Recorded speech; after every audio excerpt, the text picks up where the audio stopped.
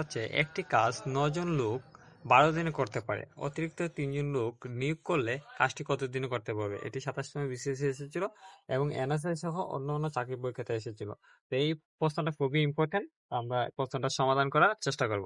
তো প্রথমেই আমরা যদি দেখি যে একটি কাজ ৯ জন লোক ১২ দিনে করতে পারে। একটি কাজ ৯ জন লোক কত দিনে করতে পারে? এখানে আমরা দেখতে পাচ্ছি একটি কাজ ৯ জন লোক ১২ দিনে করতে পারে। অতিরিক্ত ৩ জন লোক নিয়োগ করলে কাজটি কত দিনে করতে পারবে?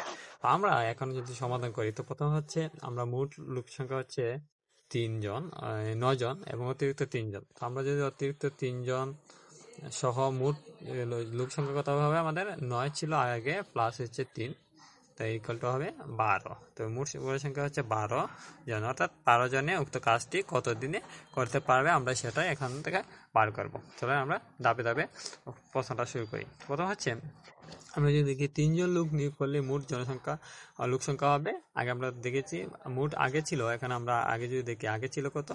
আগে ছিল ৯ জন, পরে হচ্ছে আরো ৩ জন, তো হচ্ছে মোট হচ্ছে ১২ জন। মোট হচ্ছে ১২ জন, মোট ১২ জন। তো ১২ জন লোক হচ্ছে মোট। তো ৯ জন লোক কাজটি করতে পারে কত দিনে? ১২ দিনে। আমরা দেখেছি যে ৯ জন লোক কাজটি করতে পারে ১২ দিনে। তো একজন লোক কয় দিনে করতে হবে? ৯ জনে যদি একটা কাজ ১২ দিনে করে, একজন অবশ্যই বেশি করবে। তো একজন যেহেতু বেশি করবে, তো আমরা গুণ করব, বেশি হলে গুণ আর কম হলে গুণ। তো আমরা ৯ ইন্টু ১২ আমরা লিখতে পারি।